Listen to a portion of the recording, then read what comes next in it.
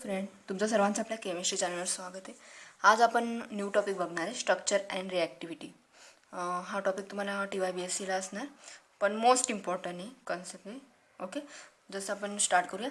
आता बघा, रिॲक्टिव्हवरनं तुम्हाला लक्षात असेल की याच्यामध्ये मोस्ट ऑफ करून कसला यूज होणार आहे की रेट ऑफ रिॲक्शनचा.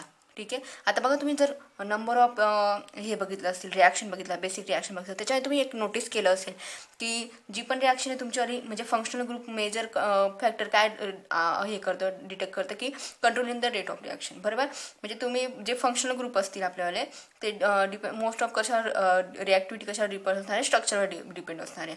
बरोबर की नाही. आता बघा, आपण जस्ट टू कंपाऊंड घेतले, सपोज टू कंपाऊंड घेतले तर दोघांचा पण काय म्हणतात तुमचा सेम फंक्शनल ग्रुप असणार आहे आणि रिॲक्शन पण मेकॅनिझम पण सेम असणार आहे, पण त्याचं काहीतरी थोड्याफार प्रमाणात तरी रेट डिफरंट असणार आहे. ओके, तेच आपण बघणार आहे की ह्या म्हणजे जी पण तुमची रिॲक्शन होते ते कंट्रोल स्टेप कुठले कुठले तुमचे इफेक्ट त्याच्यावर अफेक्ट करू शकतात तेच बघणार. याच्यामध्ये आपण इंडक्टिव्ह बघणार, रेझोनन्स बघणार आणि स्टेरिफाय म्हणजे बघू आपण पुढे एक एक. ठीक आहे, जसं आता फर्स्ट आपण स्टार्टिंग करूया इंडक्टिव्ह इफेक्ट. ओके, आता इंडक्टिव्ह इफेक्ट म्हणजे काय? इंडक्टिव्हवरनं तुम्हाला लक्षात येणार की इंड्यूस म्हणजे काय? जस्ट जनरेट करणे. ओके, जस्ट तुम्हाला मी स्मॉल स्टोरी सांगते. आता बघा, इंडक्टिव्ह इफेक्ट म्हणजे तुम्हाला लगेच लक्षात येईल. आता कन्सिडर करा तुम्ही की कोव्हॅलंट बॉन्ड जो आहे तुमचा, covalent bond of the homonuclear diatomic molecule सांगितलं. होमो म्हणजे कसा? सिम्युलर. H2 घेतला तुम्ही, सपोज Cl2 घेतला, O2 घेतला, F2 घेतला, व्हॉटएव्हर जो पण घेणार, सिम्युलर घेणार. होमो म्हणजे काय? सिम्युलर. डायॲटॉमिक पाहिजे. ठीक आहे, 2 ॲटॉम, तरच तुम्ही इलेक्ट्रॉन शेअरिंग पेरिंग करू शकतात ना. आता बघा, H2 घेतला किंवा तुम्ही Cl2 घेतला. आता ह्या दोघांमध्ये काय, दोघी सेम आहेत म्हणून ह्याच्यामध्ये काय होणार आहे, जी पण इलेक्ट्रॉन शेअरिंग पेरिंग होणार ते कसं होणार आहे? इक्वल होणार. ठीक आहे, हा एक कॉन्सेप्ट तुमचा झाला. आता सेकंड कॉन्सेप्टमध्ये तुम्ही काय सांगणार? आता तुम्ही हेटेरोन्यूक्लिअर घेतला, covalent bond of the heteronuclear of the diatomic molecule. मग याच्यामध्ये तुमचं असू शकतं HCl असू शकता, HF असू शकतो, HBr असू शकतं. काय म्हणणार आहे? एक डिफरंट असणार आहे आणि एक म्हणजे दोघी डिफरंट असणार आहे. ओके, हेटेरो घेतोय आपण. ठीक आहे, आता बघा, याच्यामध्ये जी एनर्जी होईल तुमच्याली, जी पण एनर्जी शेअरिंग पेरिंग होईल ती इक्वल होईल का? हो, नाही होणार. का नाही होणार? कारण की बघा, एक लेस इलेक्ट्रोनिगेटिव्ह ॲटम आहे आणि एक मोर इलेक्ट्रोनिगेटिव्ह ॲटम आहे, म्हणजे पार्शियली एक positive delta positive partial negative. आता बघा, हा क्लोरीन हायड्रोजनपेक्षा काय मोर इलेक्ट्रोनिगेटिव्ह आहे. बरोबर की नाही. याच्यामध्ये इक्वली होईल का? मग इक्वली नॉट शेअरिंग इलेक्ट्रॉन. बरोबर, इक्वली नॉट म्हणजे होणारच नाही. बरोबर, कारण की बघा, हा जो Cl आहे हा मोर इलेक्ट्रोनिगेटिव्ह ॲटम तुम्हाला सर्वांना माहिती आहे. किंवा Br घेतला, HF घेतला, HF मधला फ्लोरीन होईल. बरोबर की नाही. हायड्रोजन हा काय? लेस इलेक्ट्रोनिगेटिव्ह ॲटम झाला. ठीक आहे, मग तुम्हाला याच्यावरनं इझिली लक्षात येतं आहे की तुमची पण जी पण इलेक्ट्रॉन डेन्सिटी असणार आहे हायड्रोजनची काय होणार? ती आपोआप डिक्रीज होत जाईल. काय होणार? डिक्रीज होणार. आणि क्लोरीनची काय होईल? आपोआप इन्क्रीज होणार. इलेक्ट्रॉन डेन्सिटी म्हणजे त्याचा अफेक्ट सगळ्यांवर होणार, सगळ्या गोष्टींवर होणार. ठीक आहे, आता बघा, जस्ट तुम्ही तुम्ही आणखी एक एक्झाम्पल घेऊन घेऊ आपण. इथं समजलं असेल. आता तुम्ही कुठलं पण घ्या, प्रोपिल क्लोराईड घेऊन घेऊ किंवा प्रोपिल ब्रोमाइड घेऊन घ्या. इथं ब्रोमाइड लिहिलं तरी काय हरकत नाही. ठीक आहे, जसं एनर्जी आपण दाखवून देऊ. इथं C1 म्हणजे 1 2 3 नंबरिंग घेऊन देऊ. हा काय झाला? तुमचा प्रोपिल क्लोराईड झाला. ठीक आहे, 1 2 3. बरोबर ना. इथे आता याच्यामध्ये तुम्हाला काय लक्षात येतं आहे बघा. बरं का, आपण याला C1 कन्सिडर करू. कार्बन 1 कार्बन 2 कार्बन 3 असं म्हणणार आहे. ठीक आहे, C1Cl बॉन्ड मधलं जे पोलर मोर काय, आता हा काय क्लोरीन तुमचा मोर इलेक्ट्रोनिगेटिव्ह. बरोबर की नाही, मोर. मग याच्यामध्ये काय होईल? एनर्जी जास्त होईल. बरोबर, याच्यापेक्षा, कारण की हा डेफिशियंट आहे. Delta positive, delta negative. ठीक आहे, आता बघा, आता हा काय करेल? पुढच्या टायमाला काय करेल? हा जो C2 आहे हा आपण C2 C3 असं कन्सिडर करतो. ठीक आहे, कार्बन 1 कार्बन 2 कार्बन 3 असं म्हणून, जसं आपण असं नाही राईट डाऊन करणार. तर आता नेक्स्ट कंडिशनला काय होणार तुमचं की हा काय होईल? C1 काय करेल? Triage of the pool of the charging electron pair कशा शिफ्ट करून देईल? C2 वर. मग C2 नंतर याच्यासोबत रिॲक्शन. ठीक आहे, नंतर मग हा पूल अप करून देईल कशावर होईल? C3 वर. म्हणजे हे काय? ट्रान्समिशन, अनइक्वली ट्रान्समिशन होतंय.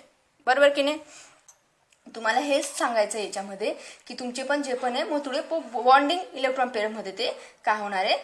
चार्ज इंड्यूस होत जाईल. ठीक आहे, ट्रान्समिट ऑफ द C3 मध्ये होऊन जाईल. नंतर मग C2 C1 म्हणजे पुन्हा तेच चालू आहे. तुम्ही याच्यावरनं जस्ट रिॲक्शन असंही म्हणू शकतात. आता इंडक्टिव्ह इफेक्ट म्हणजे काय, तुम्ही जस्ट डेफिनेशन असंही लिहू शकतात की पोलरायझेशन ऑफ द इंड्यूस म्हणजे काय, जनरेट करते इन द ॲडजेसंट बॉन्ड. काय करते तो, ॲडजेसंट बॉन्ड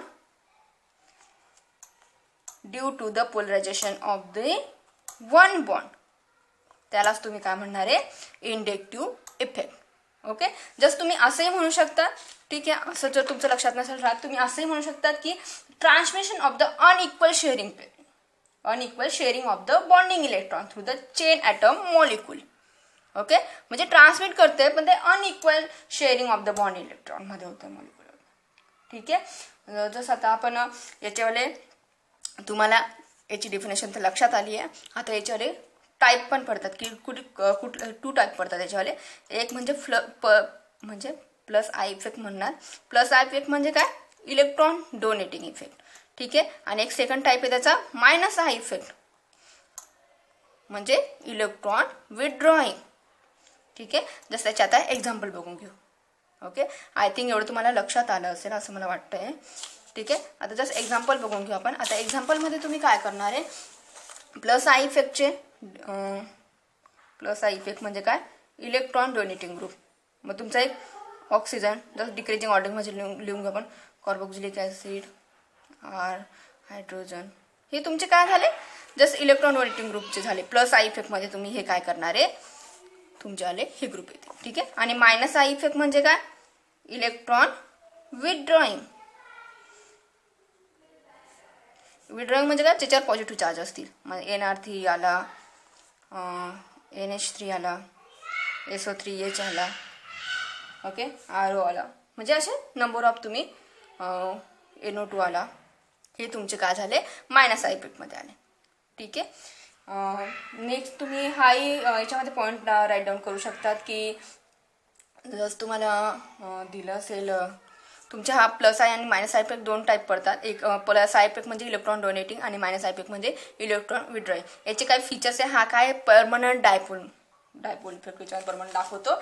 आणि मी तुम्हाला सांगते एक मिनिट की permanent effect dipole polarization of the bond in the operate in the straight चेनमध्ये ऑपरेट होतो.